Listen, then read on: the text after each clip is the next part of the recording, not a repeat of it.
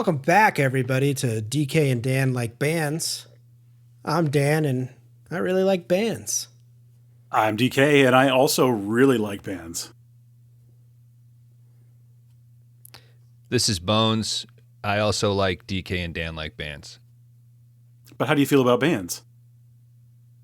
I A+. Oh, nice. That's a good score.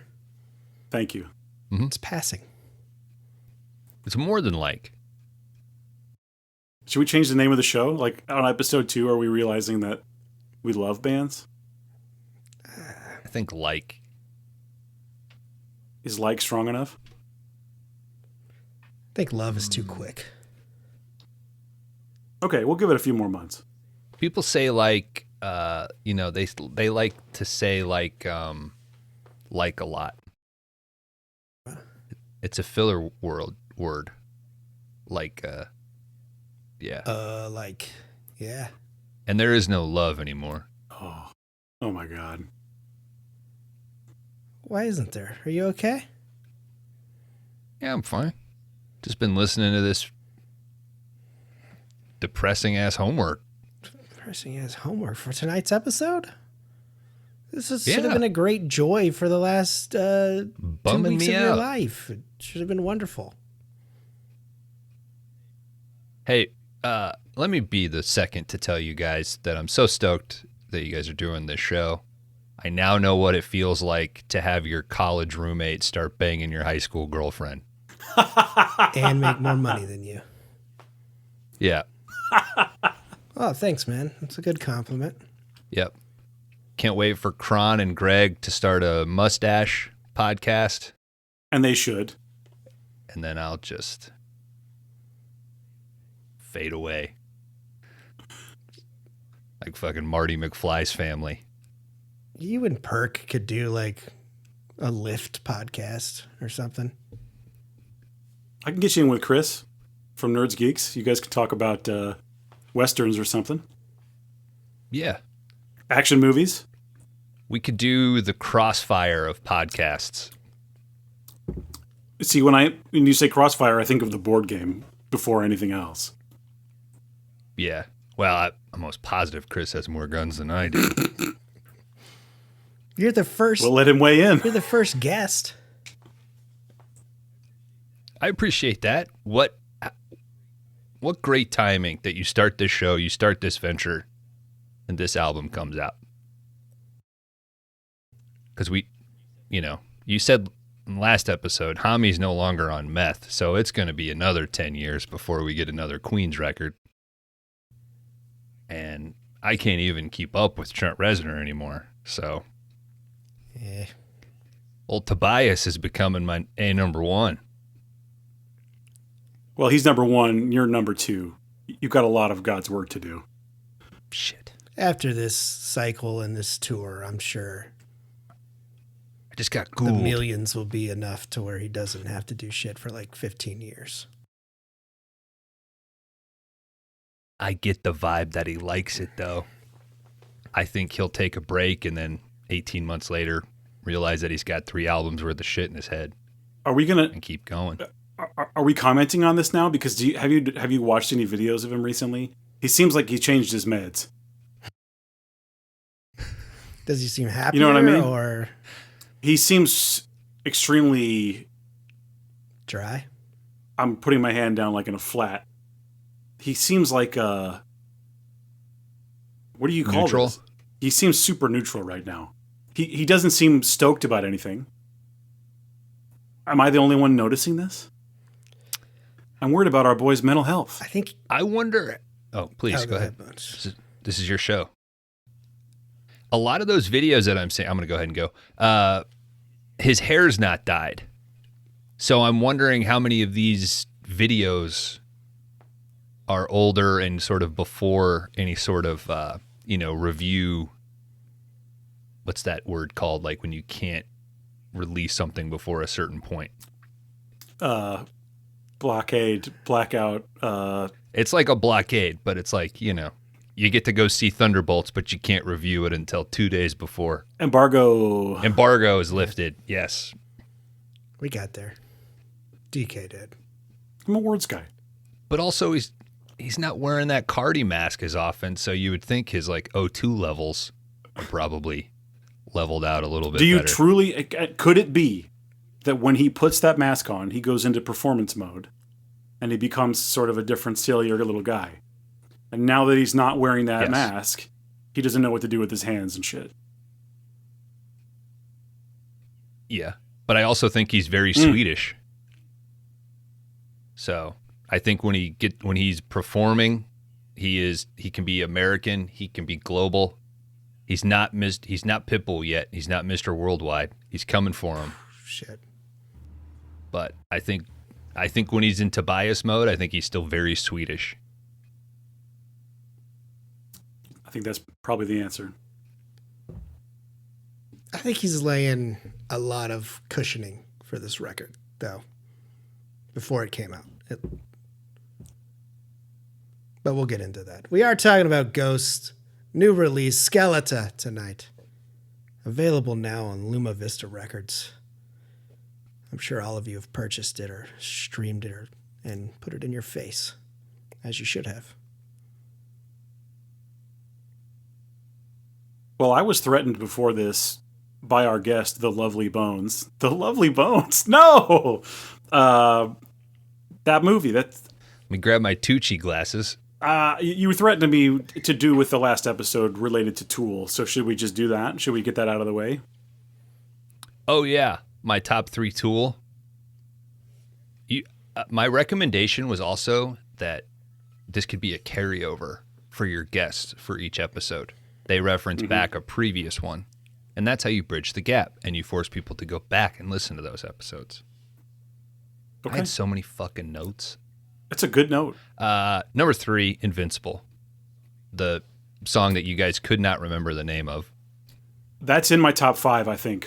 I would agree. It's high up there. Yes.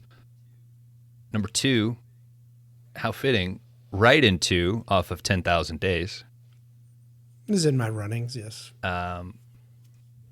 Monkey killing monkey. Yeah.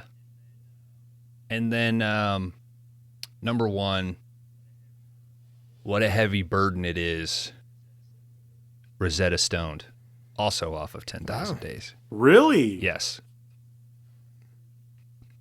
That's an interesting call for me. I think it's the most Tool song.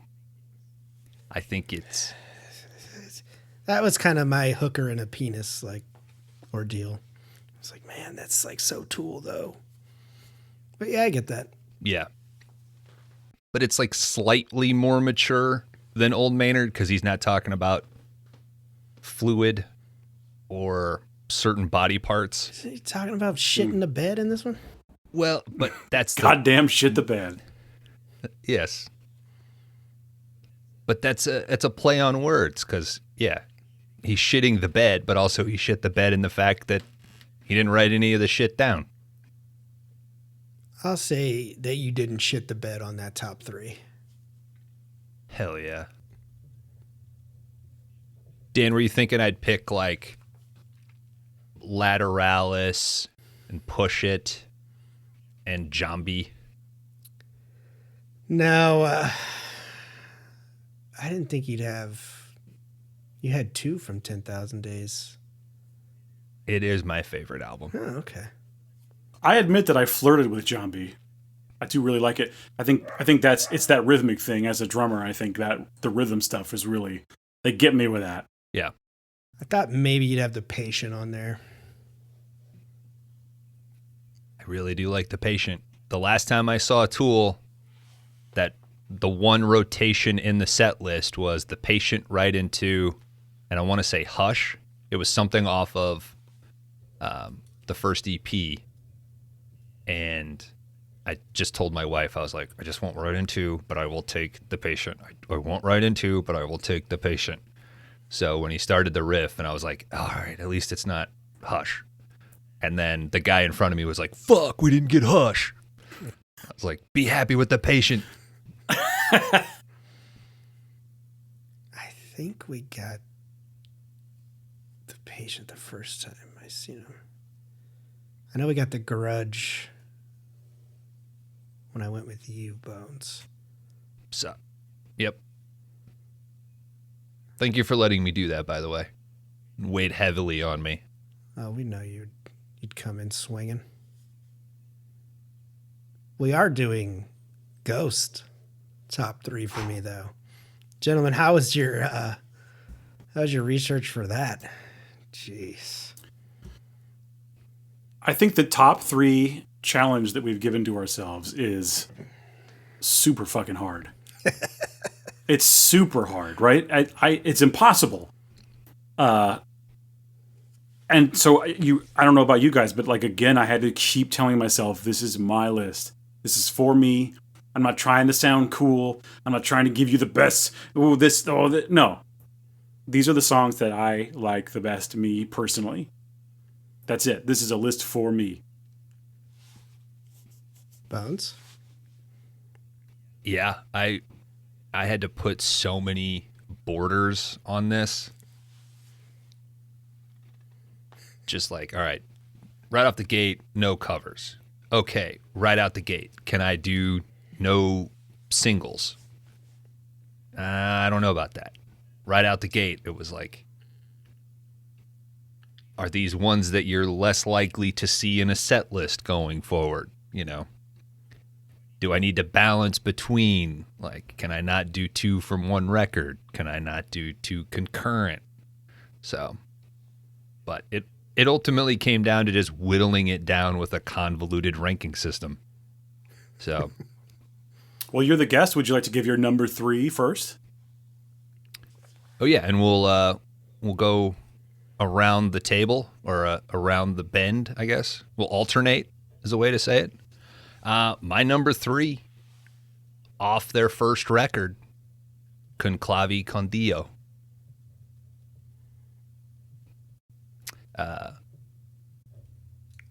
What I love about this, obviously, this is, aside from the instrumental, which opens that, this is your first exposure to the vocals, to the riffs, in the pre-chorus, the way the guitar riff and the drums are almost chasing each other. They almost feel just out of sync. Mm. And then when the verses come in, it almost feels as though Papa is like bumping, it's like knocking them off out of your conscious to just yell like, you know, Lucifer and Satan. So it's what you want from, this satanic opera. And I think it delivers. It's a beautiful song.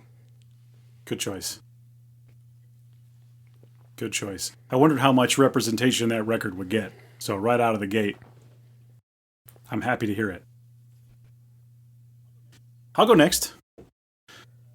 Well, Bones, you scared me when you said no covers. Because my number 3 is If You Have Ghosts. To me, that is a band-defining track. It defines their sound. It defines kind of their... I mean, I've struggled with this, but the best way I can describe like his vocal is sort of haunted and sort of ghost-like in some way. So not to be silly and say, oh, well, they're ghosts. Yeah, we get that. But sort of this haunting, there's something to that. There's a hint of something that I can't quite quantify. I don't know what that is. But If You Have Ghosts absolutely has that. In that line, Forever is the Wind, I don't really understand what it is. I know it's a cover. He didn't even write that song. But something in his performance to me really speaks to that strange, lonely, ghostly hauntedness. And so that, if you have, it just sort of defines them in some way. So it has to be there for me. I'm glad. I don't know if you guys have any more covers, but yeah, I'm glad somebody picked one. Because I too was like, do I want to do covers? I almost texted and been like, should we do a 4 and do best cover? But I was like, that might be somebody's 1, 2, or 3. So I didn't want to do that. But I'm happy that, but I get you. Forever is when, like, just his delivery there is good. Yeah, I don't know what it is. I have a hard time describing it, but hopefully people understand. That version on Right Here, Right Now that he does with the quartet is dope. Mm-hmm. My wife leaned over to me in the theater and was like, "That was cool." I said, "Stop talking. This is a movie, not a concert."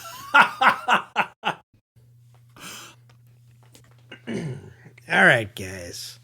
Number 3 for me is going to be Cersei from Melora from 2015. This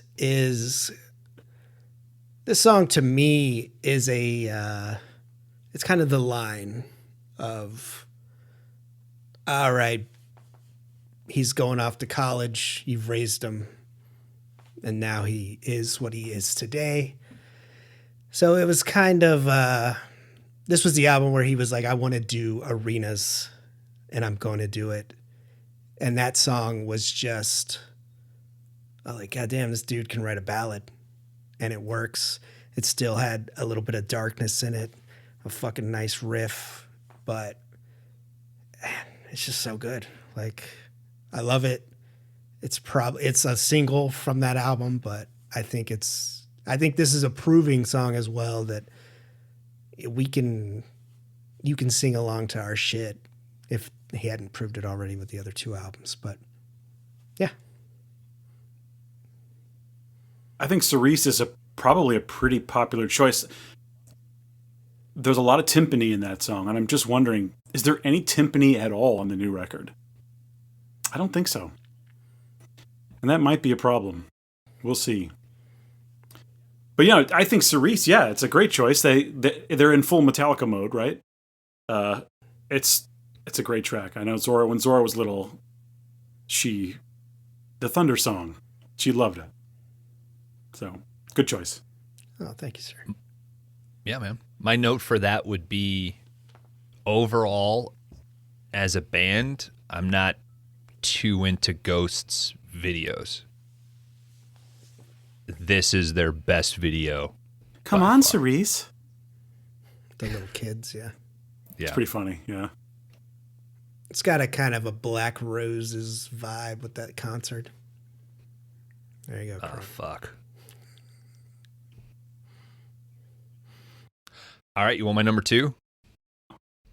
Only if it's in a little bag and it's tightly sealed. Light that bitch on fire. I usually, when you got to take the shit in for the vet, Yeah. I always feel kind of Brewster's because I give them a Tupperware. And you let them keep it? You're like, hey, you can keep that. Yeah, they will legit ask, like, you want this back? I'm like, God, no. Yes, I do. But I picked that up this morning. It's in a bag inside of a Tupperware, but I need a firm structure, man. I'm not driving here with a loose bag. My wife once drove 30 minutes with my semen in her pocket to the doctor. See if I was fertile. I don't have any questions. Okay. It's a true story. She's a lovely lady. If a lady is willing to drive your semen in her pocket for 30 miles, you marry that fucking woman, okay? Yeah. It's life advice. What's your number 2, Bones? Was it like tape? Was it like taped to the inside of her leg, like fake piss? It was on in a her drug pocket, test? like her jacket pocket. And my boys swim well. Somebody jacked it. Here, just scrape some off my hand. Can I just come in and give it to you? Just loose in the pocket. All right, I'm gonna jump a few albums ahead from the first album, going to Prequel and Pro Memoria. This to me is like the absolute peak of dark lyrics with an uplifting sound. And just is that Don't Forget About Dying? Yes. When Zora was little, once again, we played a lot of Ghost. And we would always say, don't forget about your friend Jeff.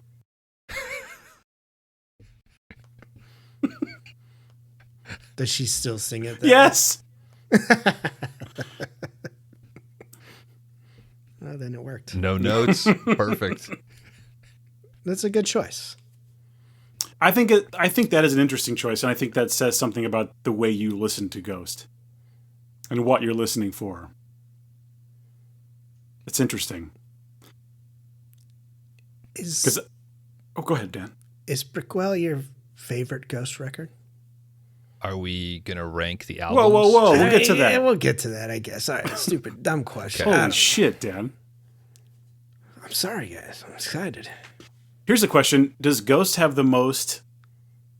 Does Ghost have the most hard-to-pronounce song and album titles? Pretty close. Pretty close. I agree. I struggle hard. We're not Latin guys, so... No, but I did mention Pitbull earlier, so I've got Papa Worldwide. You had a weird algorithm going on this week, dude. Weird Algorithm Yankovic? I love that guy. His songs are so funny. Is it my number 2? I believe so. Yeah. All right. And I think this is going to say something about me and my tastes. My number 2 Ghost song is from Prequel. Prequel, I don't know how it's pronounced. I'm saying Prequel. I don't know. I think it is this is from when the band is at the top of their sort of more goth rock phase. This song has echoes of the band Him, which I really love. I love the band Him. I don't care. I'll fight anyone for Him. It has a haunting melody and lyrics, and it's so very much my style. And that song is Which Image. I love it. It could have easily been number 1, but one edges it out only slightly. But yeah, Which Image for me, dog. It's a good choice. I assume you're reacting this way because it's everyone's number 1.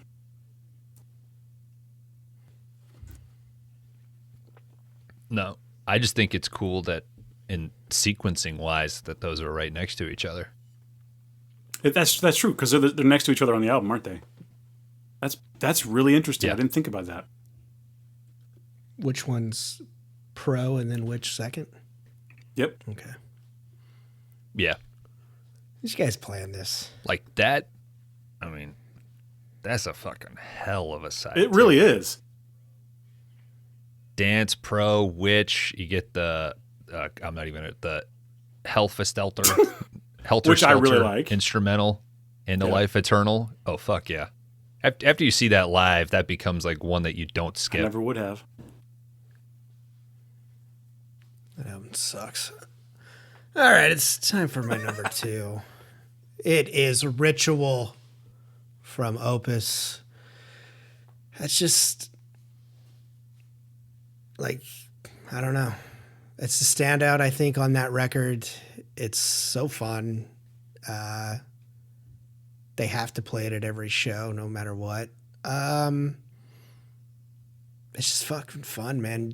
When you first hear that, you're just like, oh shit, these guys are super. I think this is the second track on that record after Con Clue or whatever. And hey, you just are like, I'm going to be singing along to this shit for the rest of the fucking week. And it's evil as fuck. And I love it. Ritual very nearly made my top 3, so I very much appreciate hearing that that's on there. Same. Good choice. Well, I think it's time for your number 1, buddy. 20s. Number 1. Nah. It does get better after you see it live, though. No, it doesn't. All right. No, it doesn't. Honestly, I think the track that rose the most after seeing it live was Watcher in the Sky. There's something about the tune, like the tuning on that riff live compared to the album is so much chunkier. I was like, that's when you get to that. I bet that's fucking awesome. I haven't seen that live yet, but I bet that is awesome. But that feels to me like a song that is designed to be performed in a stadium that is full of people. yes. 100%. All right. This is a song that I did not hear until a few years ago. It was a super rare song became available digitally with the 13 Commandments release on Spotify. This popped up.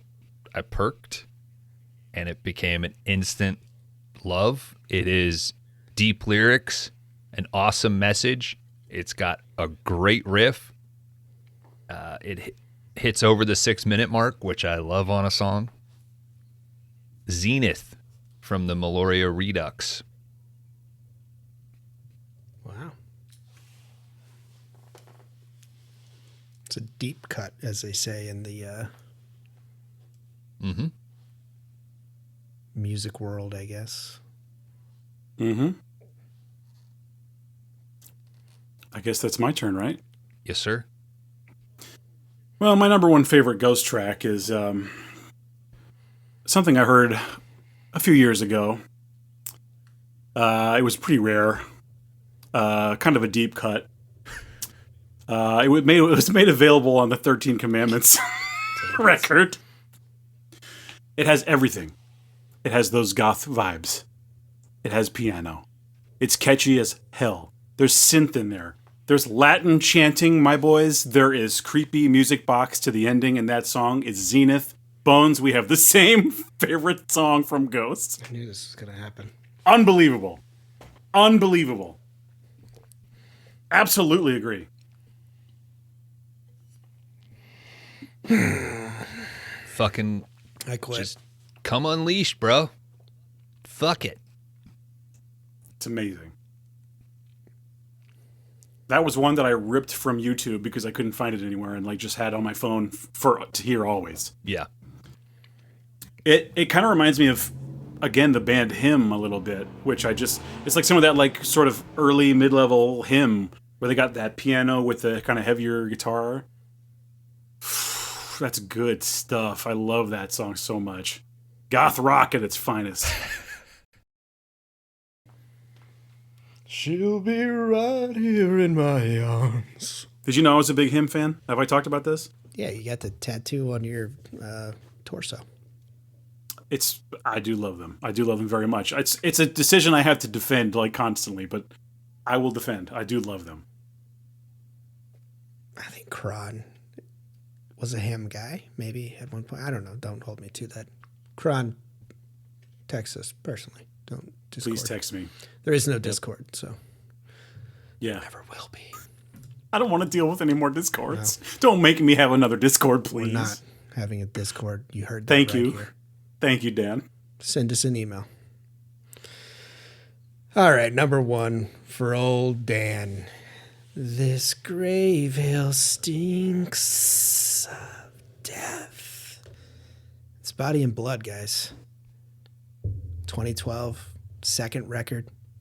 Infestuzioma, however the fuck you say it. It's just a song about eating the body and blood of Christ and then later shitting it out.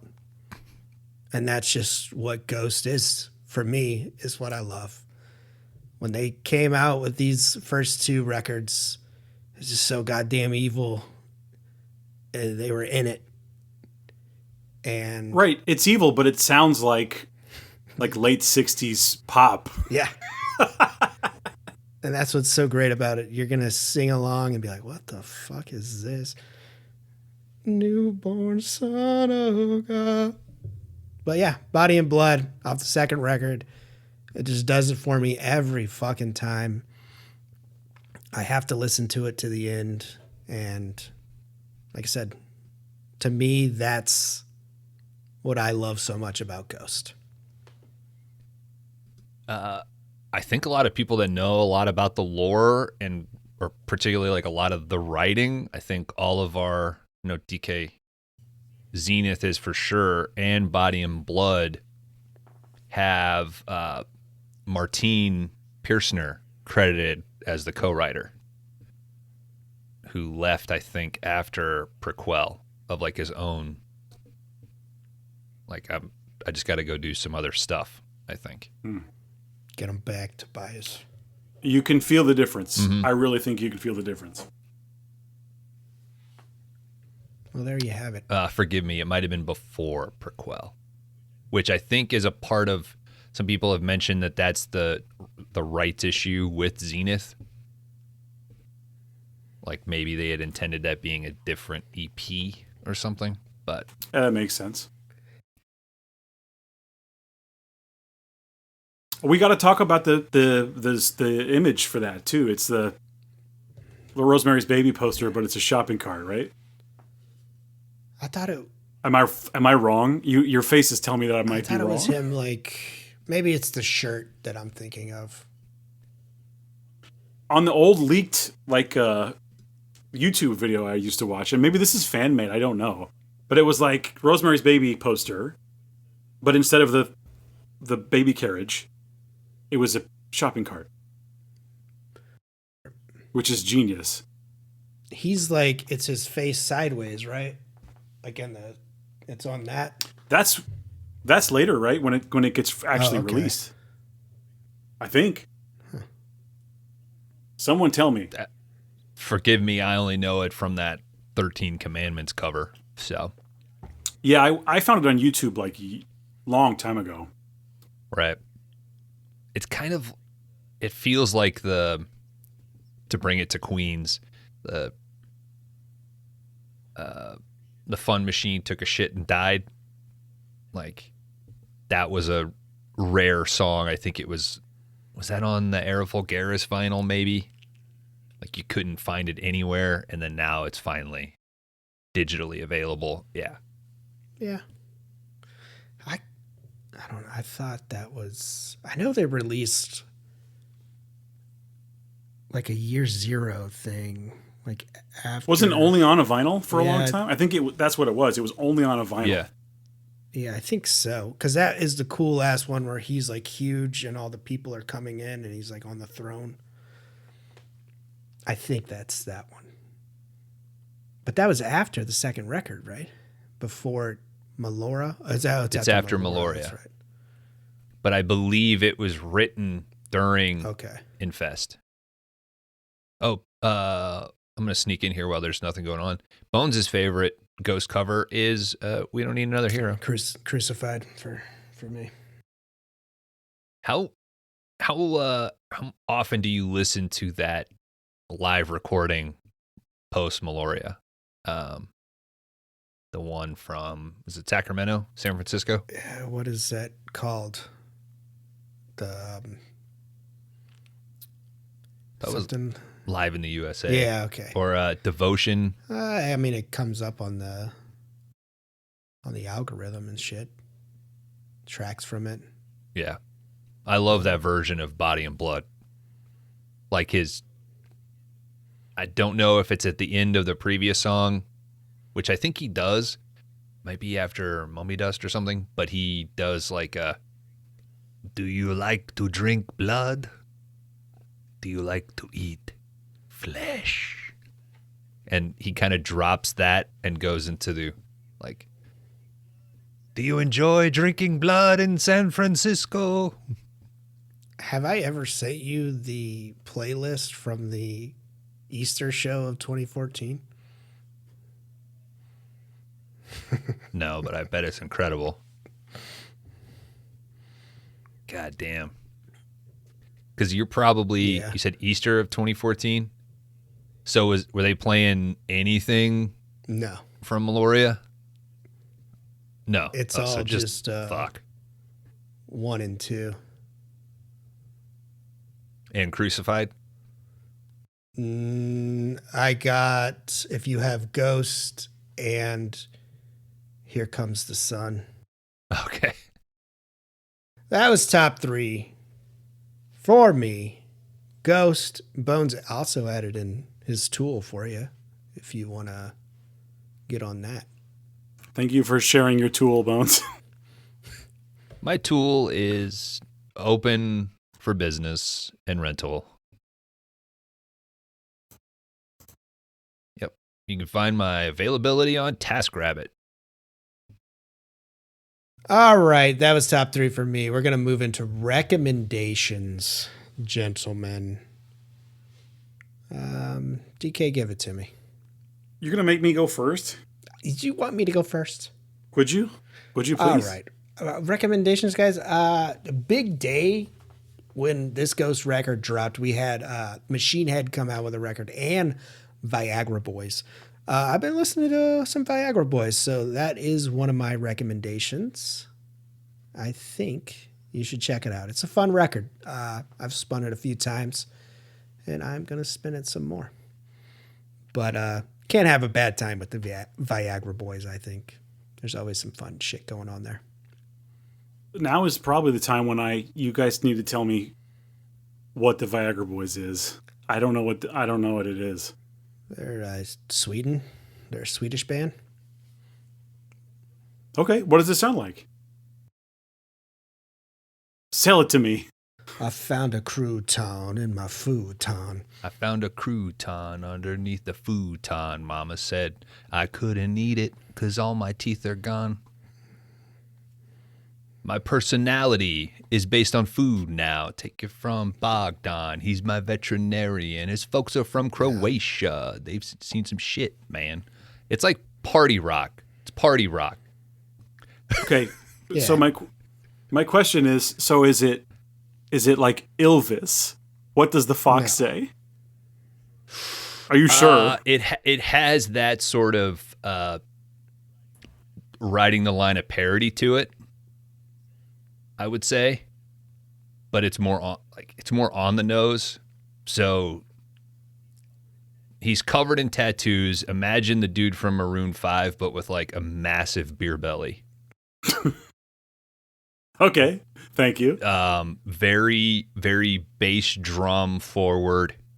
They will throw in horns and piano. It's like a lot of repetitive. Imagine if like Tim and Eric did a record with Hami, maybe. Okay. Like, that's a good one. It's fun. It's peppy. It's definitely like drug and alcohol fueled.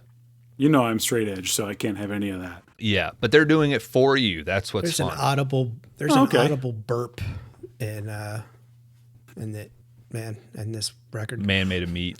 Yeah. Best album. What's the best album with a burp on it? That might be the first I've ever heard. I think Devin Townsend has a burp I think on Deconstruction there's a burp, and maybe Diarrhea Sounds. If like DK, you don't know Viagra Boys, I would recommend you start with Troglodyte and follow that up with Sports, because if you don't like Sports, you might not like Viagra Boys. You may not like it. No, and then I like Sports, and I don't care who knows. And then Uno 2 really is. I hate to have that as like the single be the standout so far, but I really fucking love Uno 2. The premise is like it's from the POV of his girlfriend's dog. What? I'll check it out. Body of Meat? Is that the first one? I don't want to do. I think it's Man Made of Meat. Then the Bog Body. I think DK would love the Bog Body because he knows the difference between a bog and an ancient swamp. Oh, hell yeah. Or a swamp and an ancient bog, one of the two. Talk about that all night. Let's go. I was not familiar with them, but then they opened for Queens of the Stone Age. Was that 2 years ago? And that was a perfect pairing. It does seem like, just from your description, a thing that if you see it live, you would be endeared to it. Yeah. I said Hami and Tim and Eric earlier. Imagine Tim and Eric meets Eagles of Death Metal. I think that is a better. Okay. And it's a recommendation, so you have to listen to it. That's one of the rules of DK and Dan like bands. Yeah, and I'm prepared to speak about your recommendation to me from last time. I gave you my word. My word is sacred. Just tell me when you want me to talk about it. Is it during this segment? I guess it makes sense. Let's hear it. We should probably have started with, we listened to the last time recommendations, and now here we are. We're still figuring this out, okay? Yours was Catatonia. Of course I'm going to listen to that. Lilac. I've listened to that song about 75 times. Very good. I love everything they do. So for me, like, there's nothing to talk about. Catatonia is my favorite band. So I love it. Yeah, your recommendation was Russian Circles as well. Well, I wasn't recommending it to you. I was recommending it to the listeners. okay. I misunderstood that fundamentally. right. That I didn't know we were recommending each other things. I thought we were recommending things to the listener. The listener, too, can follow along if they'd like. Well, that was my recommendation. And then I listened back and I realized that I was wrong. You're not wrong. Oh. Well, so I'll just start by saying I did listen to 7 Songs for Spiders. And I think it's called 7 Songs for... I think last time I made a joke about their hands. It's so they have one hand left to jerk off with, I think is really the answer. Mm-hmm. Because it's good. It's really good. It's like... So I looked it up because I was trying to describe it to someone else. And I was like, I don't really know... Like, how do you describe the genre of this? And it's like... I found the term swamp rock, which I'd heard before. But I think swamp rock almost makes sense. But it is like, it's 3 a.m. and you're in a haunted house and there's one dude in the corner playing you a song and you can't leave till he's done and you don't want to leave. I liked it. I thought it was good. It definitely is like a certain mood and it's not my thing like all the time. Mm-hmm. But like, you better believe I put a couple of those onto a playlist. So right out of the gate, Dan, good recommendation for me. Thank you. Thank you, sir. I did do Dance with the Dead, right? Yeah. Yeah, I really liked their latest. They pop that fucking guitar in there and it gets you going. If you're not getting going to that, I don't know what you're doing. Their latest record. So, okay.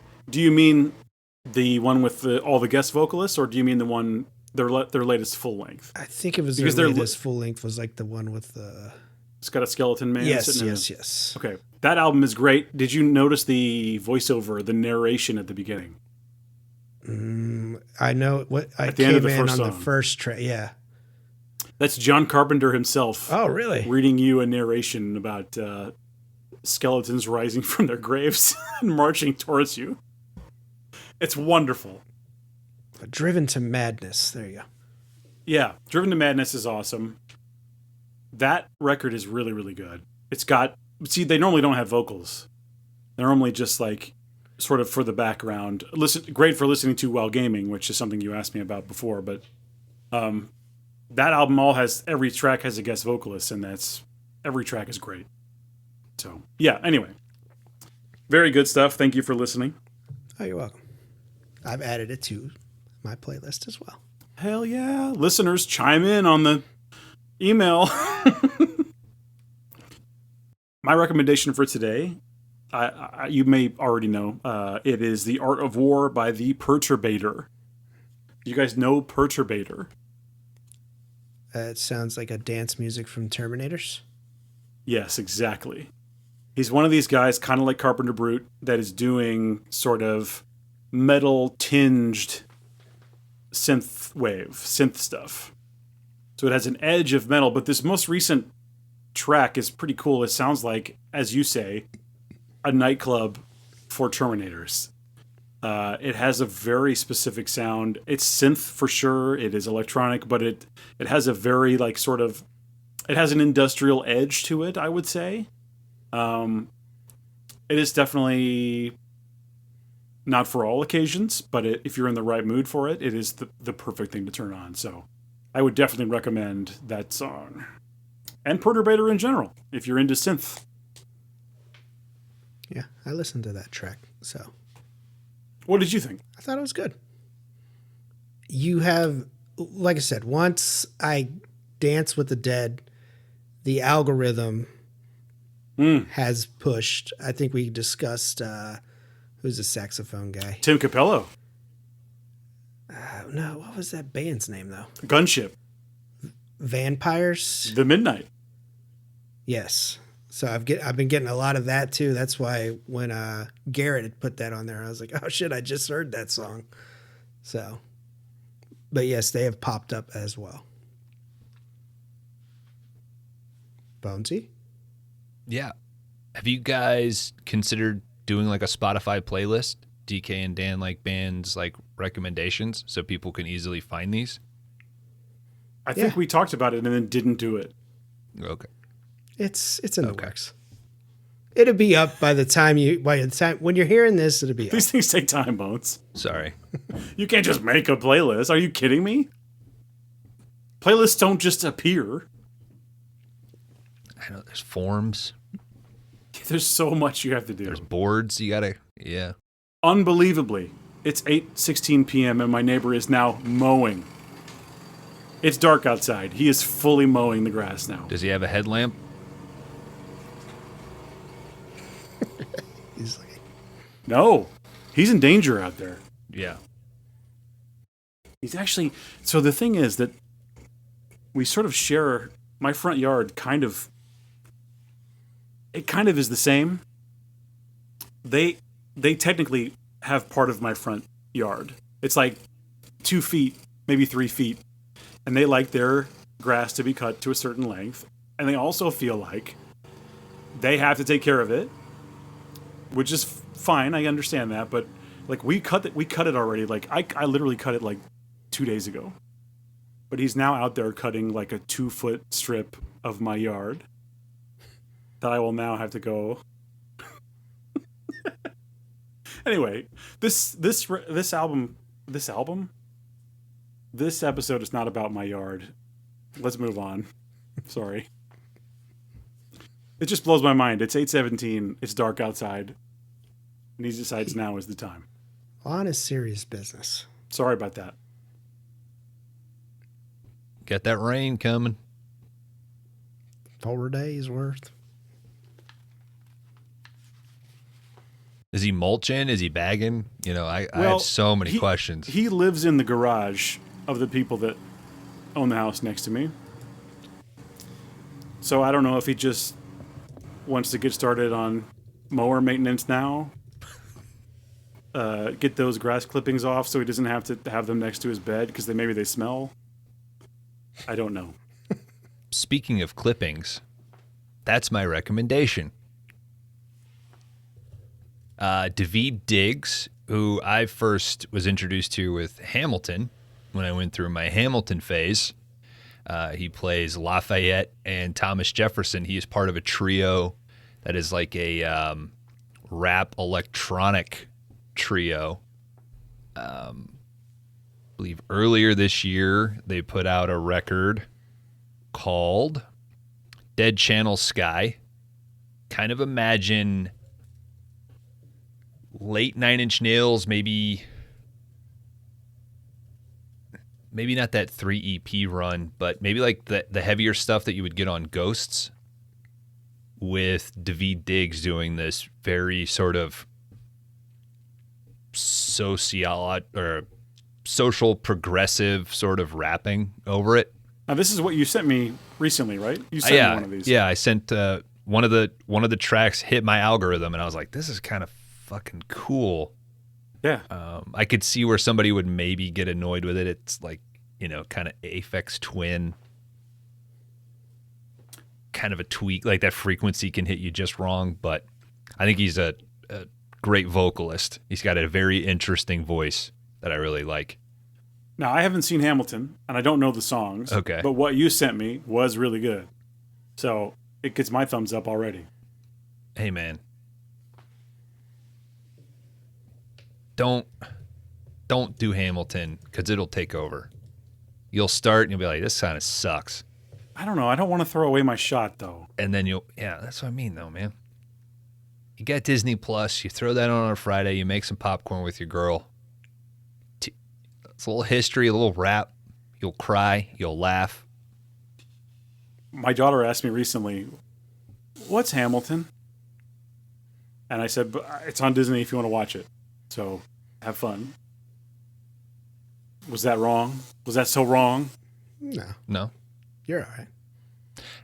The other thing I wanted to recommend in the spirit of Lord Satan, if you tune in for this episode and this record specifically, Skeletá, and you think, this is a little soft, I want some heavy satanic shit, I'm going to recommend Dope Lord, if you're not familiar.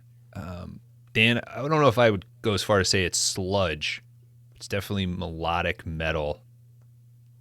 Start with Sign of the Devil. Pretty kick-ass.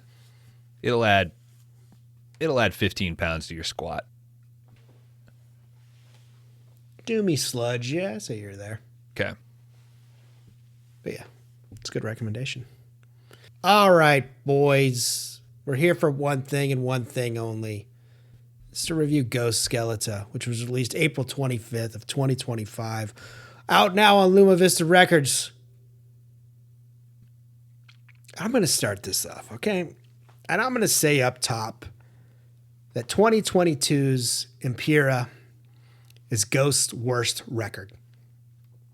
I don't like it. I've tried many times to get into this record, and I can't. It just doesn't stick with me. I know that a lot of people think that this, or they feel they can. It's their choice, not mine. A lot of people think that that's probably their greatest achievement. I am a first 3 albums Ghost guy. I'll tell you that right now. Love the first 3 albums. Can I ask you a question? Yes. Did you listen to the leaked Passiflora? I know we talked about this before, but like, where would you rank that in regards to Ghost? Would you put that above, say, for example, Impera? Because I think that record sounds an awful lot like those first 3 Ghost albums. Yes. Well, he does reuse some of the lyrics in the records, the Ghost records.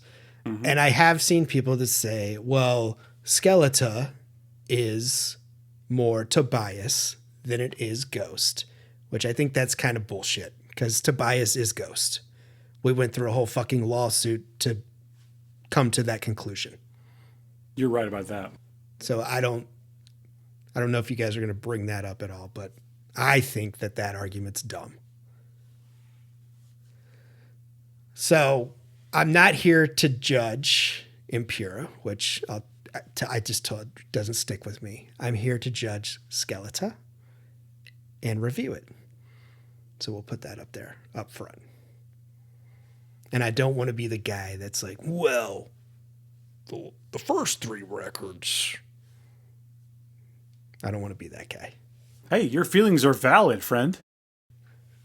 Well, I'm just saying, if I verge into that territory, please be like, Dan. No, but I want to know. I do want to know, and I think the listener wants to know what you really think. So, oh yeah, but I don't want it to be a hate fest of Impera. Don't shy away. Don't shy away from the truth. Yeah, you'll know. You'll know. But that's all my pre-warning. That's all I wanted to give. Well, okay. Should we just start with a general discussion of this record?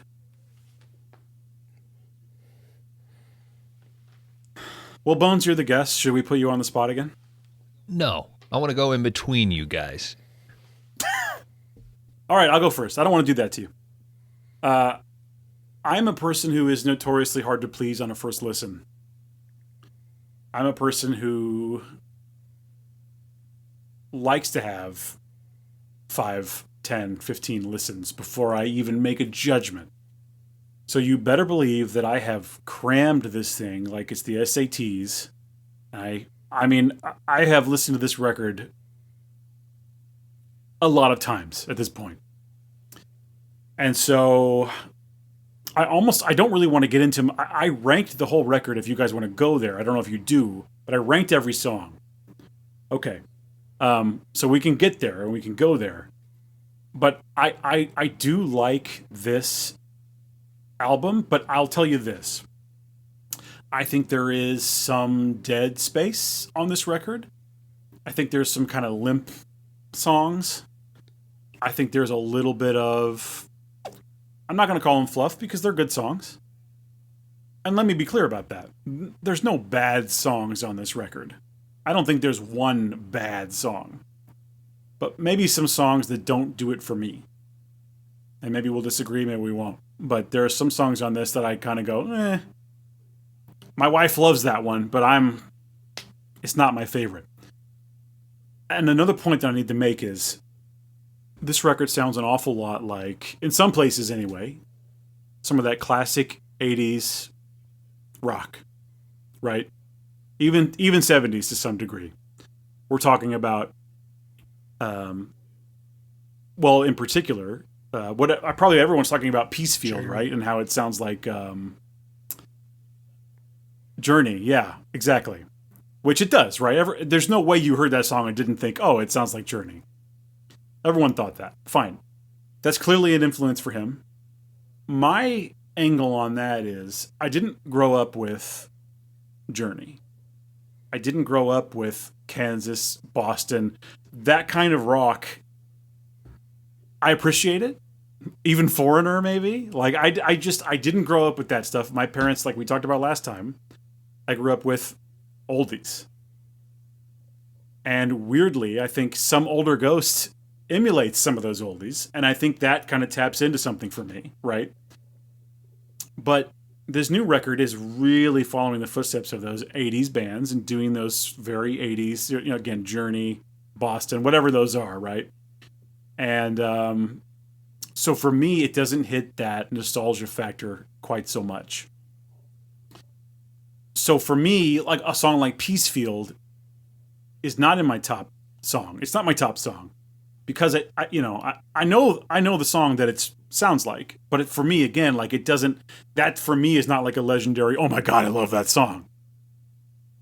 So I think maybe this record has a little less power over me because it doesn't sort of tap in.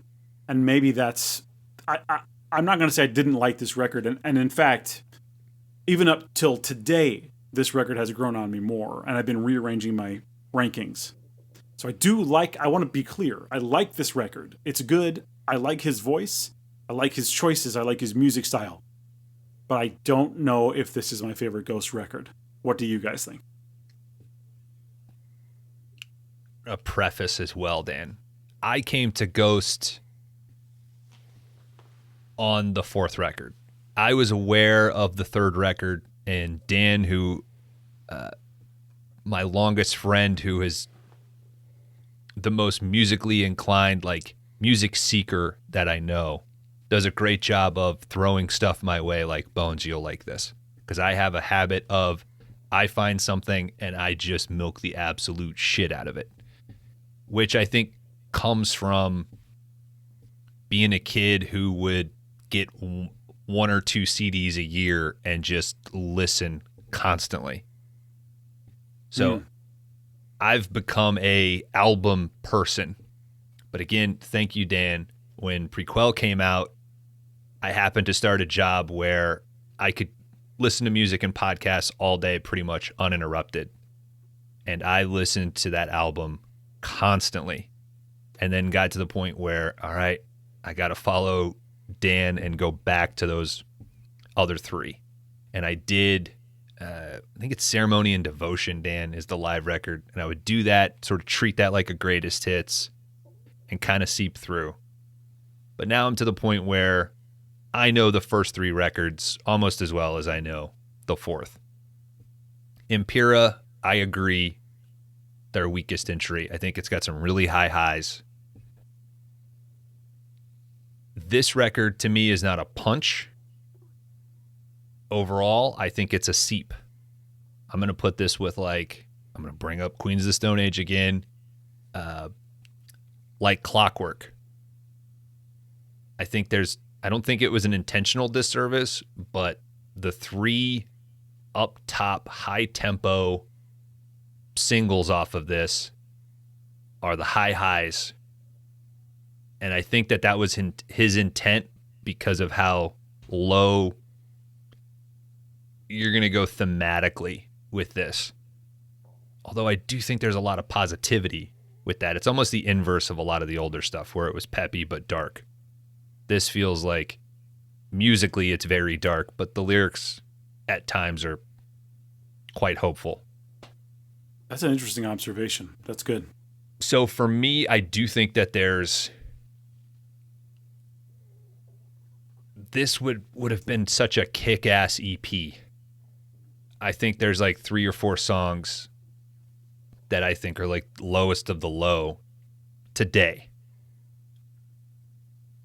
I can foresee myself listening to this as an album, as an entire album, and it growing like a mastodon, crack the sky, where you realize like it's sort of meant to be played front to back. Which was when Sanctin' Eyes came out, I was like, oh fuck, we're gonna get dark, we're gonna get heavy. This is like the mid level. And now that it's out, I'm like, oh, that's the heaviest? That's like, what the hell, dude? But I think that was his intent, right?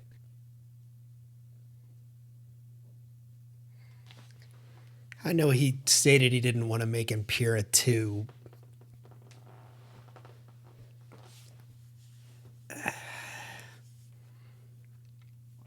I know theme-wise, he said this was more of a look inside, or your inner self, or his inner self, I guess. Which I see that in some of these songs. I think this record is a step in the right direction. As I said, I'm not a big fan of Impera, which I feel we're in that 80s Van Halen-y with those riffs. Yeah, no shit. Mm-hmm. Which I think work on a lot of those songs. You can't have an arena filled with people and not have them singing along to songs. So I think his writing process is in a mindset of a production, which is not a bad thing because it's a fucking spectacular production when you go see a Ghost show. Like you're not going to he wants to sell you t-shirts. You have to buy t-shirts. Well, you're still going to have a good time. That's what this is about. It's about having a good time and buying a t-shirt. It's entertaining. And I think maybe that has something to do with maybe these two records, because they're very, I feel like the end of Skeletá, we're in a direction of maybe we're going to get a little more proggy, maybe we're going to get a little more darker, which is maybe what older Ghost fans really want with some of his choices here. Even like I said, he's pulling a lot from Van Halen, Journey, but your last song here is almost Pink Floyd-ish, almost. Kind of got that little. There's a guitar part in that last song where you're like, that sounds like fucking Pink Floyd. But reading the lyrics, I think the darkness of the lyrics is there in this record. They're darker lyrics, which I really like, but I think we're still stuck in spooky Van Halen almost, and which I get, because like I said, you can't have an arena full of people that aren't like, yeah, you know what I mean? Which is what he set out to do. I've literally sat there and watched this guy in 15 years, and come July, I'll see it in an arena. So he did what he set out to do. So I don't know if maybe that's the mindset. I would love, like, this is a huge moment, I think, for Ghost, this record. That's why I said I think in interviews he was padding it a little bit, because he knew, like, this isn't going to be as fun as Impera, guys. But this is also a huge moment to be like, is this going to be another 10 years of arenas? Or are we going back to the pageant boys to see him in 10 years? And man, I'd love to hear that record.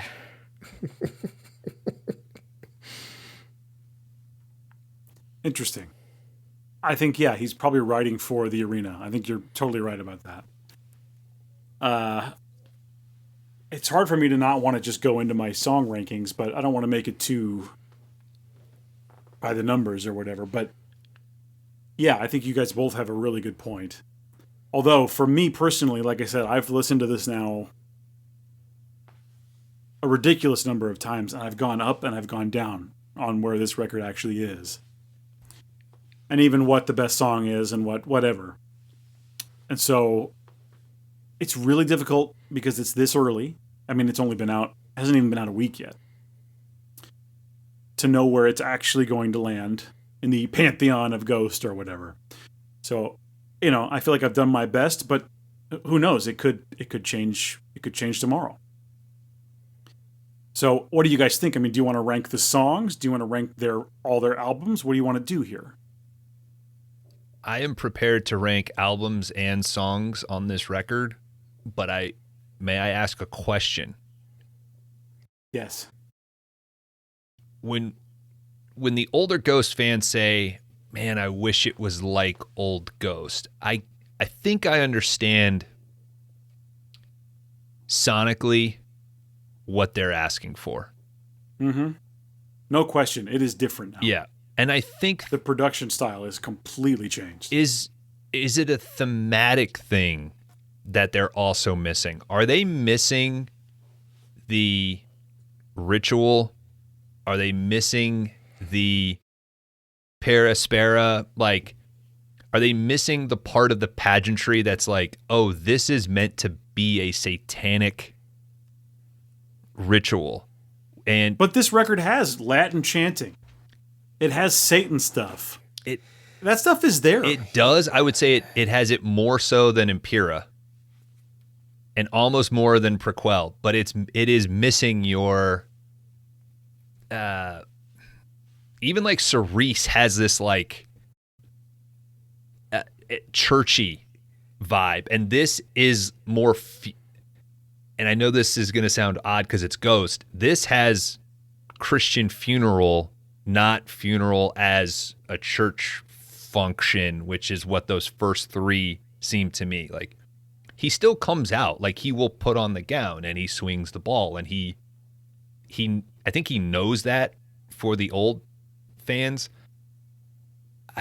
If there's just like one critique, and I know the Latin stuff's there, buy into that, like something, one or two tracks post Satanized that's supposed to be kind of a pageant and ritual. It's weird to say ritual because that's a literal song, but no, but that's what they used to call it. Whenever we have rituals, we're doing rituals. When it first started, that's what they were called. Mm-hmm. And that got away from that, and that's this whole. I heard the singles, and I was so like, fuck, like I'm gonna be the guy that fucking hates this record on that record.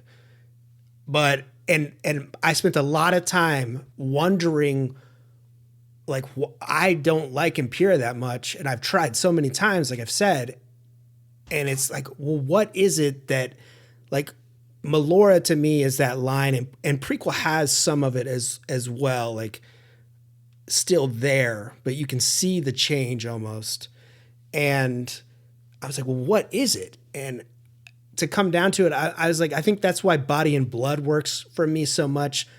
This Grave Hill reeks of death. Like the way he delivers his lyrics, like, and it's here in Imbra. I think there's some of it that he kind of plays with that vocal secular. Hey, just like that vocal delivery is so like, yes, like, give that to me. And it's not here in that now.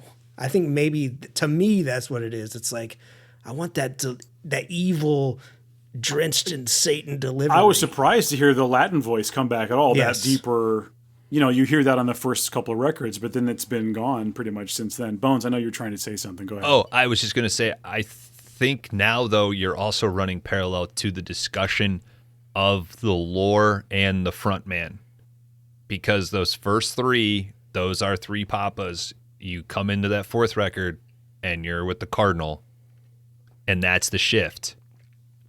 So I think a lot of people coming in with like V, we don't know yet, and it's so nerdy to talk about it, but the presentation of V was almost like this answer to Cardi, who is like, he was too fun to kill off. He's the one who wants to be, I don't want to lead the church, I want to be a rock star.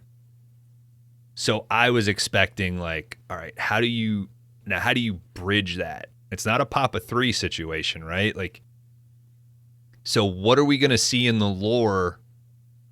And this is also where I go back to, like, is he going to have so much fun doing V, being able to not have a mask, be able to project, feel more connected. I know he doesn't want to, this wasn't intended to be Impera 2, but is he going to retroactively say, well, that's act 2 of this? And then V's going to bring us back? Because there's that, the theory of, okay, is V a Christian? And is he going to be trying to bring down the church? Or is he going to be trying to bring it back to like, no, we're going to bring fucking Satan? So that's the question I have, because I'm with you, Dan. I kind of want that because I want to be keyed in as that's coming out. I'm kind of bummed that I'm now like, oh, I'm in the culture, but that's maybe kind of dipping, you know. I didn't get to be part of it when it was hip, you know. I fucking regret not going to your pageant show, and you're like, you got to go fucking see this, and I'm like, I can't afford it. I don't know him. Me and Dan were at that same show. So but I think that's an important element that we often forget is like he's writing for Tobias, but he's also doing a character. I think it's the opposite though of I think it's hip now. Like I think Impera is whenever. Well, like because Mariana Cross and TikTok got boom. I'm saying like I hate that I'm now. I got in just before it broke. You know, I can't say like, oh, dude, I saw him at fucking Pops. You know, and they played 8 off of Opus and 2 covers. You know. I thought that was a parallel conversation with where you were going, because you have to take that into account.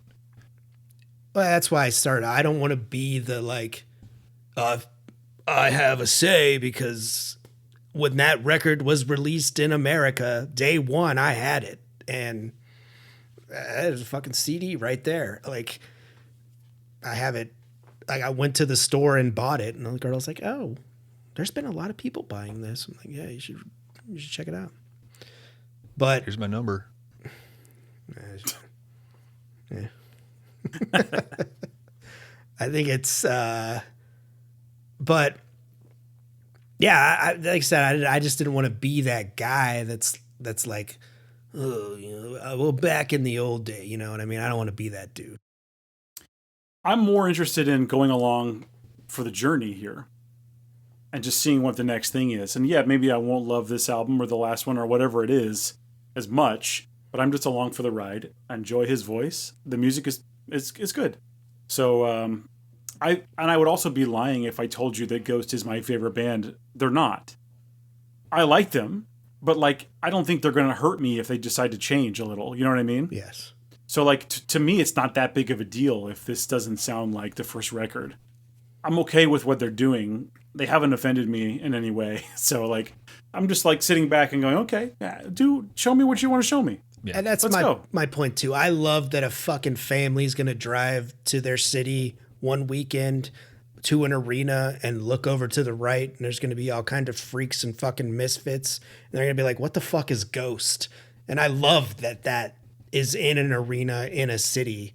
Like as metal and rock guys, there's not enough of that. I mean, we got like Metallica and shit like that, but it's crazy to think in 15 years that it's got this big, you know what I mean? So sure. Yes, I agree with you, DK. I will always buy a record of anything Ghost does, and I will always listen to it. So let's rank these albums then. Okay. Does everyone just want to do their complete rankings all at a time instead of going one by one? I think that makes more sense in this situation. Of the tracks or the albums? Albums. Let's do albums. Okay. I'm happy to go first. Go for it. DK, fuck my ass up. And I think it could happen. Now let me again say this.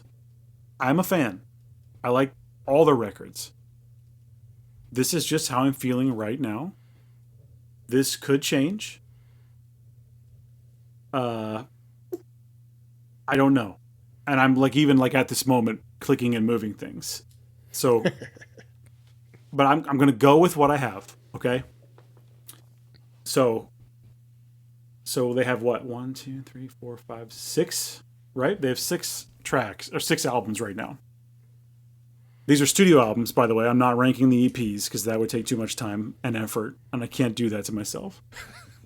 So, number 6 for me, I'm going to have to do this to people, and people are going to not like this, but for me it is, I'm going by overall, I ranked it by how many songs are on this that I want to hear right now. I went by a bunch of different factors, but mainly it's the gut, right? So right now, number 6 for me, Infestus Umam. That's number 6. I have that at the lowest. I know there's going to be head shaking. I understand that. And you're not going to like number 5 either, and that's Opus Eponymous. And again, I like that album a lot. I have very fond memories of that record. I'll explain that later, but that's a really important album for me. 4, Skeletá. That's where I have the newest one. Skeleta's number 4. 3, I have Meliora. That's when I really, really, really started really being into it. I jumped on during Infestus Umam. I'm sure I'm saying it wrong. But so Secular Haze, the video, is what got me into the band. So that's when I started listening. But then Meliora was like the first release where I was fully prepared and like, here we go. And Meliora has some amazing tracks. I love that album, right? Number 2, Impera. An album that Bones knows I talk shit about when it first came out. And then my wife has played it so much, and it has become such a part of our lives that it's just like, it's undeniable at this point. It's your Phantasm 4? So, yeah, you know what? Yeah, it's my Phantasm 4. You got me on that. 100%. I believe it would be Oblivion, but thank you, Dan. Is it? So that leaves number 1. Yeah, 4. IV. 5 is Ravager. Let's all relax. Number 1 for me is Prequel. This is the height of their sort of goth rock sound. And for me, that is really what I'm here for. That, it starts with Rats, which is super fun, but there's a lot of that operatic gothy type stuff. And I don't know if you can see this shirt. You probably can't. It's Opeth. There you go. A lot of Opeth guitar on that album, Prequel. That is like undeniably them. And it's literally Fred from Opeth playing the guitar. To this day, he still plays. But that album is so Opeth feeling that I have to put it at number 1. Not because, I love Opeth. They're one of my favorite bands, sure, but like the vibe of that album. And it was yet another one where I fought it. And I was like, I'm not going to like this. I don't know. I don't know. And it was one of those things where I couldn't be mad at it. I couldn't stop listening to it. So Prequel, number 1 for me. Who's next? I'll go next. All right. DK, It's okay. There's no wrong answer here. Number 6 for me is Impera. Number 5, I have the new record, Skeletá. 4 for me would be Prequel. I have 3, Meliora. I have 2, Opus. And for me, number 1 is Infest, baby. Always has been. Always will be, I think. It's just so... it's just, evil? It's evil. And Satan is here, and that is that album about that. And I think it works so well. Beautifully written. Thank you, Dan. Oh, you're welcome, bud. Bones. Number 6, Ghost us. Impera. Number 5, Skeletá. This is what's really tricky, though. Because number 4 is Infest. and I can see Skeletá bumping to number 4 or falling to number 6 with time. Number 3, Meliora. Oh. Number 2, Opus. Number 1, Prequel. Bones 1 and 3, we got the same. You guys. 3 was mine. Still the same for me. Come on, DK. And it's tough. Like even 3 and 4, like Meloria and Infest. Like Meloria, it's like, God, he is. Which, fucking, come on, man. And you're putting that up against, probably my favorite favorite track from Infest is Year Zero. So it's fluid. It's fluid. All I know is that I do not see Prequel falling from number 1. On that, we can agree. The problem I always had with the song, what is the song you just said? Year Zero. Year Zero. The problem I always have is that you think the way it starts, it's going to be like, and listen, I'm a Cradle of Filth guy. I like a certain sound. I know a certain level of heaviness. You always think that song is going to start, and the way it starts, it's like, holy shit, this is going to be the heaviest thing you've ever heard. And when that song actually starts, to me, it's a little messy. To me, it's a little dirty. To me, it's not quite. It's more like a garage band trying their best than it is, your Cradle of Filth, your Dimmu Borgir, your real devil guys. You know what I'm talking about? Yeah. So to me, that song is always a letdown because you really, like with that chant at the beginning, like you think it's going to be you think it's going to blow your mind, and it's just like kind of shitty sounding guitar and drums, if you ask me. That being said, do I love it? Yes. Absolutely love it. No question. And again, I rank that record as last place. But that doesn't mean I don't love it. I love all these records. Usually it's good, but it's all about that monstrous clock, baby. Oh. And we're going to fully close out a fucking ghost show like it should. Mm-hmm. Coming up. That'd be my only hint there. So, obviously, I don't know Latin, so a lot of the times I do have to look this shit up to make sure that I'm getting my syllables correct. But Year Zero, my wife doesn't even attempt to yell Behemoth, Beelzebub. She just sort of goes like, beat 'em up, beat 'em up. That's what it sounds like. Beat 'em up. She's not wrong. But I have such an association to that song with that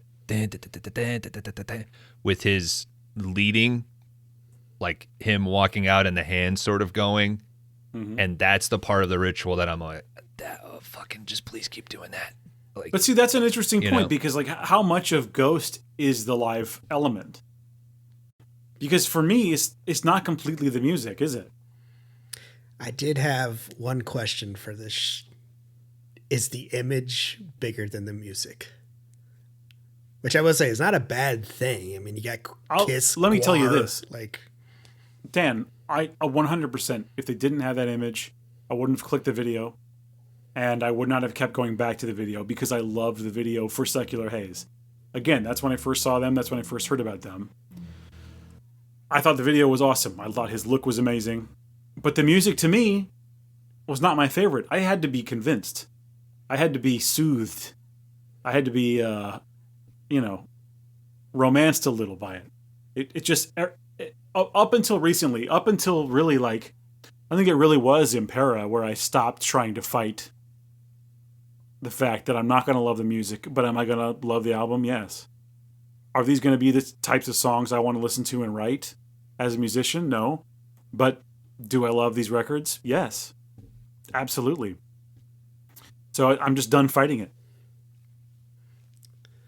Maybe I just need to give in. Dan, when you were talking about his goal and his trajectory to say, like, I'm going to take this from a small club, satanic ritual, sort of like 4 or 5 piece to arenas and world tours, I think it is imperative for him to lean into the image, to lean into the lore, because a huge chunk of Beyonce or Taylor Swift getting as big as they are is the drama associated with it. So for him to manufacture an image and drama via lore and little vignette videos is awesome, because it taps into a part of people that they want from their rock stars. But not only is it controlled, but it's fun and it's positive, as opposed to who is Tobias fucking and who broke his heart. And did he destroy a hotel room last night? Yeah, It's not. Yes, exactly. It's when people are dressing their kids up with Papa 2 face paint. It is dark, but it is positive, as opposed to like people putting on cowboy hats because that's just the image that Beyonce's in right now, right? Like that's the vibe. I sent you guys the video. We did painting day in my daughter's room. We were blasting Ghost in the house, and she was wearing a Ghost shirt. And yeah, that's the thing I alluded to earlier. So the Ghost music in general, I would put it as a positive thing.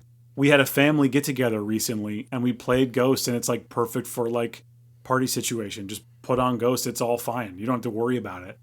No one's going to ask you any questions. It sounds like just harmless rock for the most part. Yeah. Except when you're hearing your Satanists and Beelzebub and all that. But even then, like no one cared. It was fine. It was perfect for the get together. And for me, I have these fond memories of like playing these records when doing housework, when playing. So like we had at our old house, we had a pinball machine. We still have the pinball machine, but it hasn't made it here for reasons. But we have a pinball machine, Bride of Pinbot, if anybody cares. And we would play pinball for hours and have this playlist, and you better believe it was full of Ghost.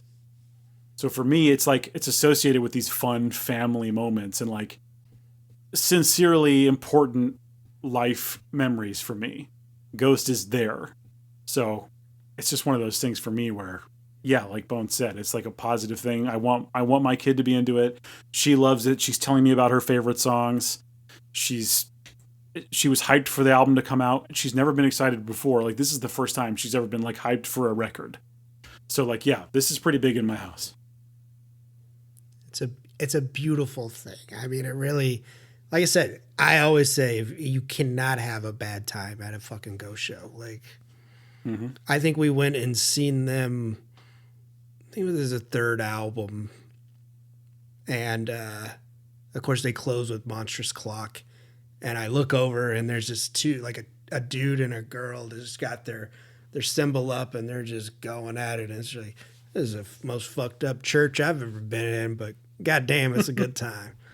So, have you been to regular church? Because that's pretty. Unfortunately. Well, anyway. Not anytime soon, but I don't plan on it either. All right, guys, let's bring it back to Skeletá here. Obviously, DK's got it at 4, Bones 5. What do I got it at? 5? I'll do a standout track here. Guiding Lights, I think I really like I said, for me, it's his delivery and it's the way he's singing. I think that's kind of back with Guiding Lights. And I really like where that song goes. This road that we've traveled leads to nowhere. You could put that into so many things into your life. Like Bones was saying, it's uplifting music almost, but a darker undertone, I guess. And this is where I really felt like, all right, he's lyrically, he's darker here. We got a great solo, I think, in this song as well. So that would be my first standout track would be Guiding Lights. It's my top track. Really? Well. Yeah. Wow. It's not just lyrically. I think a lot of people have dinged it and connected it to was it Mama I'm Coming Home Yeah. by Ozzy. To me, what is it? Long winding road. Like this is fucking McCartney, dude. That's so weird you say that, because a few days ago I was like, this is like his Let It Be almost. And so, but I don't. That's just sorry, Buns. Go ahead. No, but I was like, I'm kind of more keen on you. Like maybe the third act of this is how Beatles can you go? Like, you know, DK, you mentioning like let's throw it back. Like I kind of want him to throw it back. Like maybe the next record is like, all right, I'm going to limit my production. I'm going to limit the number of people playing. You know, like, can I force myself? I already have the set list to do an arena show. Maybe the next record is, you know, the slip, like his version of the slip. Let's go back to the garage so I don't forget it, you know. But yeah, Guiding Lights is my number one, Dan. Right on. Sweet. You want me to give you my number one right now?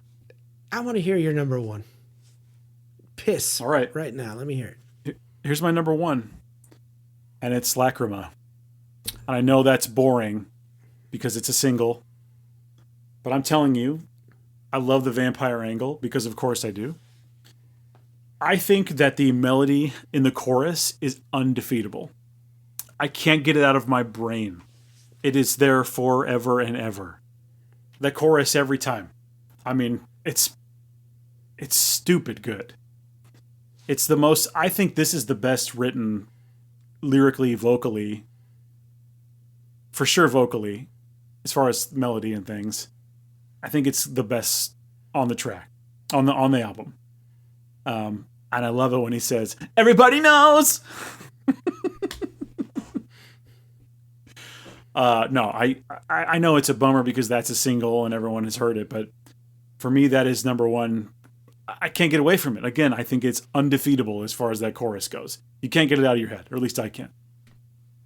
It's my number two. Interesting. Do we want to just give the whole record? Rank the whole thing? Or do you want to spend some time on it? Can I say this? I fucking love the gloves. I hate the bat wings. Wow, okay. I don't like the bat wings. You plan on encountering any gunfire in those caves? I like the skeleton hands that he has like coming down. Yeah. I think that's cool. No, I need a full cape. I like it. I like it a lot, actually. I like the whole look. I'm into it. But I agree. It's tough to put a single so high, but Guiding Lights just overall as a song just edges it out. But Lacrima is, even my wife is like, why is the video got to be so spooky? Because it's such a great song. So I think my number two is Umbra. Dan, shut the fuck up. My number two song is Umbra. Because I really feel that with these two records, this is either the like, look here, I've fucking perfected this 80s arena rock, glam rock thing, and this is what it is, and I'm done with it, or watch out because I've perfected it and we're going to move forward with this. So, but I think that song is this era, I guess if we want to go Taylor Swift right here, I think that is just, that's it. He's perfected it. Black candles rays on my, he brings that back, which I'm like, fuck yes. Like, give it to me. But I think that I can't wait to hear that one live. I think that is my most excited track to hear. You didn't mention the cowbell whatsoever. Yeah, that's that as well.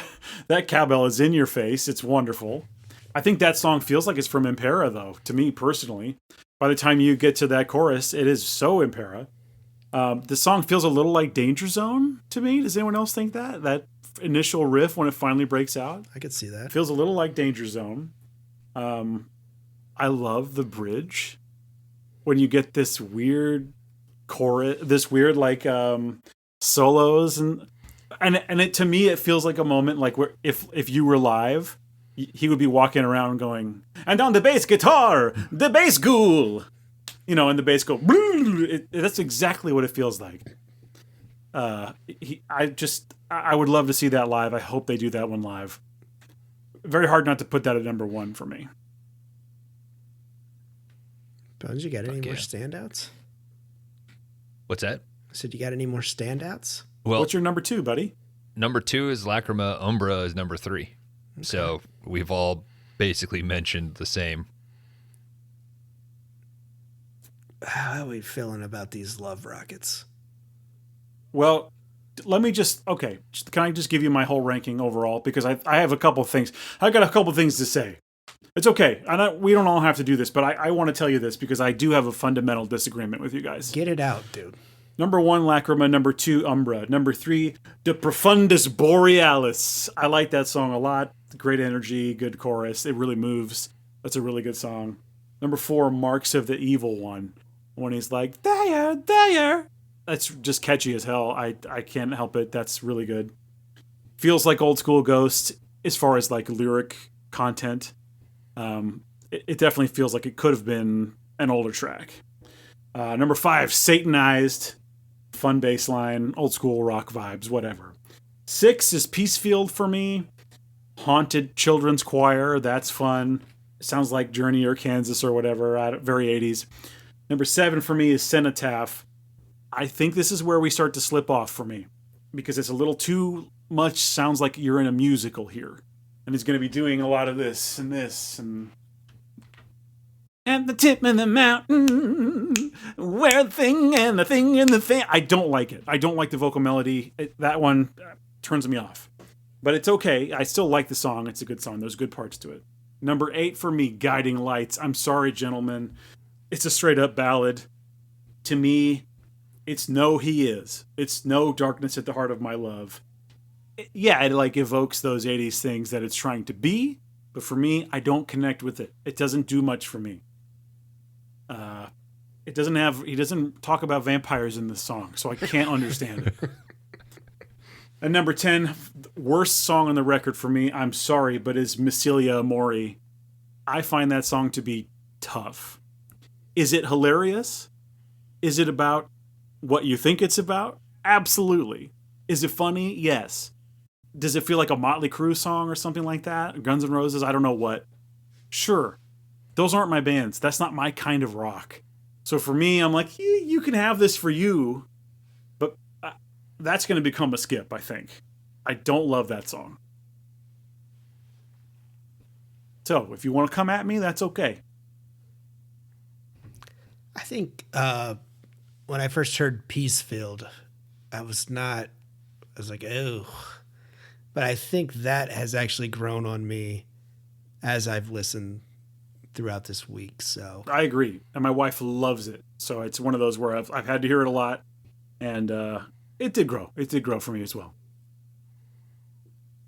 Bones, you got a 4? A runner-up, maybe? Yeah, I can just throw this out as well. So Guiding Lights, Lacrima, Umbra. Number 4, Peacefield. Number 5, Satanized. Number 6, the Profundis Borealis, which rose for me. 7, Marks of the Evil One, which I feel like there's a slowed down, creepy version of that, potentially. Number 8, Love Rockets. Yeah. Number 9, Excelsis. And then at the end, Cenotaph, which, to your point, DK, it feels like Europe. It feels, I imagine Job doing magic to that whenever that comes on. They're illusions. Yes. I don't know what you said. Sorry. Magic. I guess that. No, you didn't say tricks. Never mind. I got it wrong. But that's where I come down. I mean, it is a bummer that all 3 singles are in my top 5, but I really do like them. The drumming on Lacrima and Satanized, the low-key double bass is incredible. Everybody knows. Yes. Love Rockets, I was like, what am I missing? And it is... A filler. It's a filler, but it's... DK, you said it. I was like, who am I thinking of here? And it's later Motley Crue. He's trying to be cute. Yeah. He's trying to be... Yeah, you get it. And I appreciate that. If you look at the lyrics, that's the only one that he is the sole writer of. The Jizz song. It makes sense. But that can change though. I sort of feel like the way Borealis rose, it's Excelsis almost just feels like another stretched out version of Guiding Lights, which I really, really like. It is dark, but I think Pro Memoria does like the better version of like Death's Coming. Like, I think, did I skip Excelsis when I gave mine? I might have. For me, I have it at number 9 of 10. But I feel like it's a bummer ending to the record that it doesn't deserve. Well, after Umbra, yeah, like... That's what I mean. Yeah. It should have ended with Umbra. They really should have, because that Excelsis is a bummer where it's like, for me, the album ends with Umbra then. That's where I have turned it off here lately. Like, yeah. After... Yeah. I'm like, I think it's a mistake. Should have been Umbra last. Yeah. I'm not an LP guy, but I appreciate the side 1, side 2 mentality, having stolen a lot of cassette tapes from my parents. Mm-hmm. And to me, Umbra is like track 6 or track 7, not track 9. Like, it's third single territory. But it sets the tone for that second side. And it's such a high that like, oh, bam, like you need 3 or 4 to kind of get down to Excelsis. Mm-hmm. It's the first of any Ghost album where I've had an opinion on resequencing. What would you resequence it to? I think you open with Satanized, Lacrima. I agree. Lacrima is a good 2-track. Maybe you do Borealis, Marks of the Evil One. You end on... Hang on. You're putting all these bangers up front. You're putting all the energy at the top. Those are your bangers. I'm looking at my ranking. Sorry. My bad. Go on. I'm sorry. Don't bang on his bang, bro. I think My bad. side 2 is like Umbra, Excelsis maybe second or third. I think you end on Peacefield. But again, you're changing the overall tone of what his intent was of that record. So, but first 4, I think they're perfectly sequenced. They're awesome. Impera, I feel like Impera would be better with like 1 or 2 cuts to it, like trim it down and shorten it just a hair. But I wouldn't. I think that's kind of been maybe sequencing with that album for me, because it was always just like, seems like he just threw it on there. But then I'm a guy that's like, I fucking hate the 20s song, but then Mummy Dust comes on and I'm like, this fucking rules. Like, so I'm like, well, you don't have any argument there, dude. Shut up. Yeah, I mean, that's the strange thing about Impera is that it's 12 tracks, right? It's the only one without 10. Maybe that's subconsciously affecting me as well. Like, I wouldn't necessarily be heartbroken if you cut Dominion in 20s. Yeah, I don't need Dominion in there. You can go Watcher in the Sky right in the Darkness. feel like those are pretty close together in the live sets anyway. Isn't Dominion just like a kind of 1 minute instrumental thing? Yeah, right? yeah. I'm a fan of those. I always have been. I don't mind them being there because they're just bonus things. I'm not buying an album per song. So like if you can give me another 2 minutes of something, Yeah. I'd rather it be there than not be there. It's a costume change. Yeah. It's a costume change. Well, it's a costume change in hitting the O2 tank, right? Hell yeah, it is. We've all seen Right Here, Right Now, right? Yes. Mm-hmm. Okay. I really did enjoy, because the first time I saw them, I was like, man, he really leaves the stage a lot.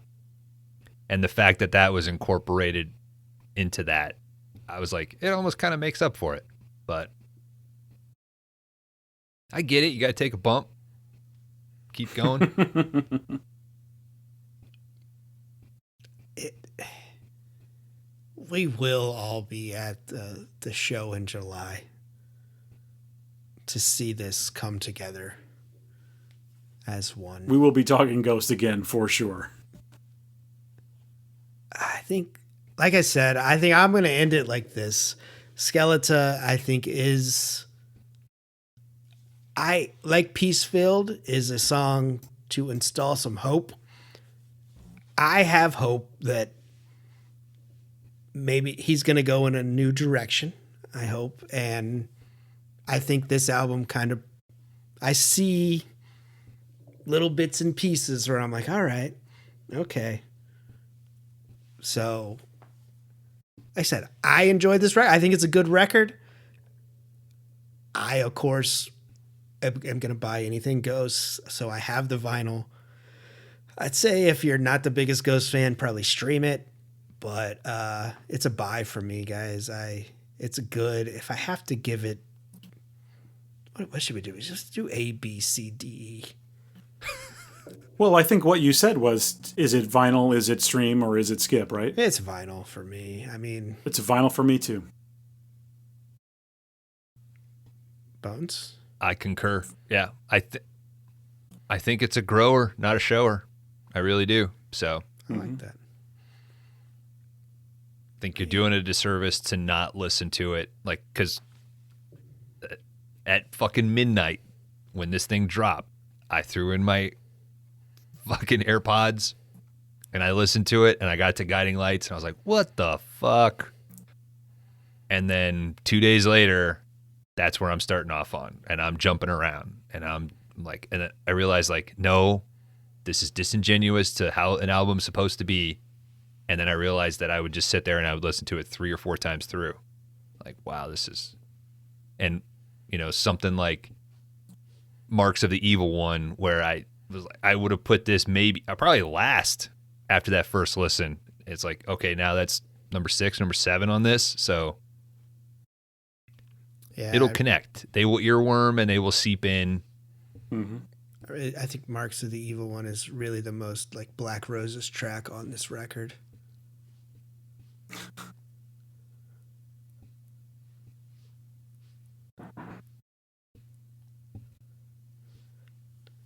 Yeah, I like that. Grower, not a shower. DK. Is that all we Yes, sir. have for Skeletá? It's out now. It came out April 25th. Luma Vista Records. Go check it out. It's everywhere. Go see the tour. He's going all over the fucking world. Mexico, they're in Europe now. A ton of United States dates. I will see these boys live and in person with these boys live and in person in July in St. Louis. Hey, come and join us. You going to buy me a t-shirt that'll shrink after 2 washes? Oh, this one's so fucking tight right now, dude. Looks good, buddy. This is the old school one. I looked the other night. They still sell it. That is pretty basic looking. Not in a bad way. Just like that's like a real basic looking design, right? Yeah, like it's one of the earlier their stuff ones. now is their stuff now is like way more detailed and anyway. How about you? I like that one. You need a 2X. You fucking know it. All right. DK, XL? I could go XL. I'd go XL because they shrink. Yeah, I'd do an XL for sure. They're shrinky. The problem is if I really need a triple for the arms, but then then it's just way too, bouncy. I don't want to. I'm not quite that part of my life where I'm going to tuck my t-shirts in yet. It's coming, but fuck that. Thanks for the conversation, guys. I would have listened to this record anyway, but this was a great reason to dig into it. For sure. I think everyone should check it out. If you listen to this, you're into Ghosts, so email us. Yeah, if you listen to us talk about Ghosts for this long, what the fuck? Email us. That's dkdanlb@gmail.com for your top 3 or whatever you think of this record. We'll read it out on here when we fucking record this shit. And I want to reiterate, if you are a musician, send your shit in and we will review it. We will give you an honest review. And we'll be fair, but we will be firm. That is true. And we'll send it to our friends as well. And they're fucking vile, evil motherfuckers. And speaking of our friends, Bones, please tell the people where they can find you. Oh boy. If you just happened upon this show and you're wondering, man, that Dan, he feels so seasoned as a broadcaster, I would recommend that you type in 5-day rentals into your podcatcher, and I guarantee you will be upset. Weekly, wherever you get your podcasts.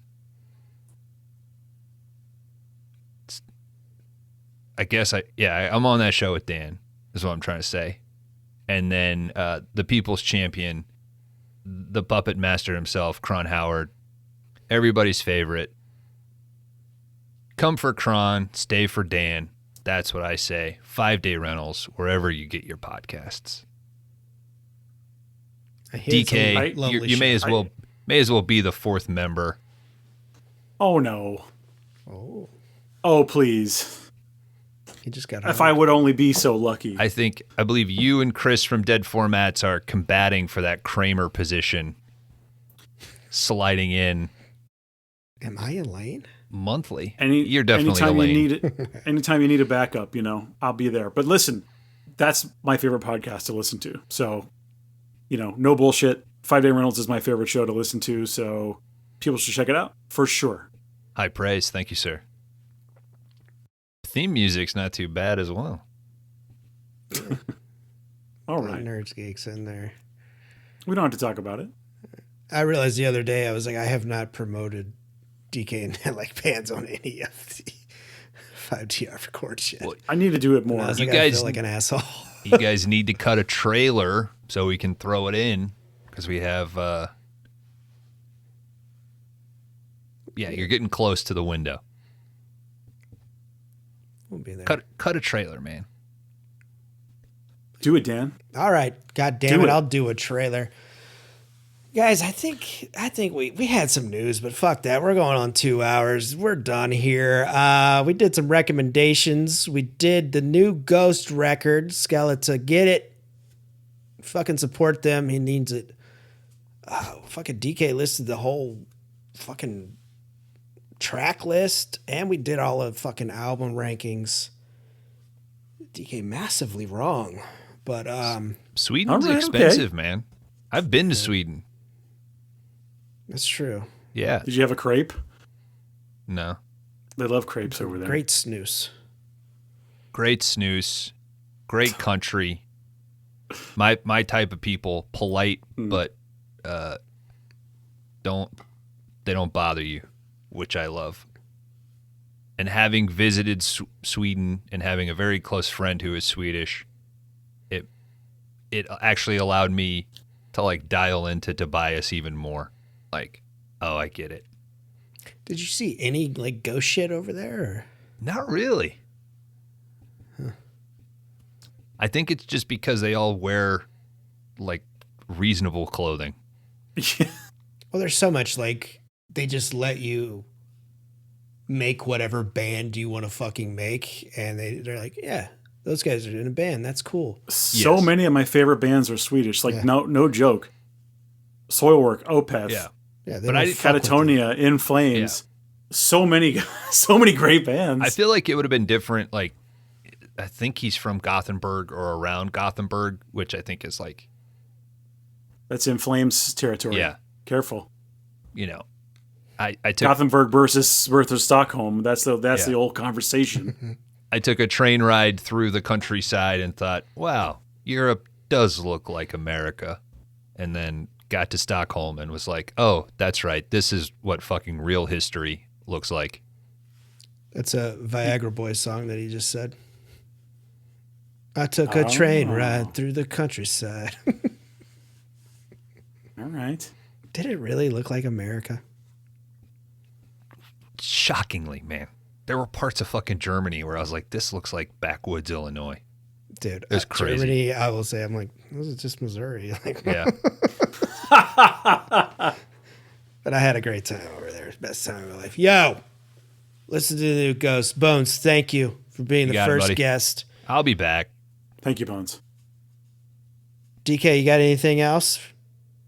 I just want to quickly shout out and thank you to my buddy Mike for giving me so much of his time and effort on the guitar for the theme to this. It wouldn't be good without him. Thanks, buddy. And my buddy Kyle for throwing in some bass. I just want to shout out them because they did great work. I would like to have them on the show sometime. Bring them That's on. it. That's all I got. Letters to Dracula. Expect some releases from that group soon enough. We'll put it out there. Till next time, we'll just see you next time. Love you. Bye. Bye.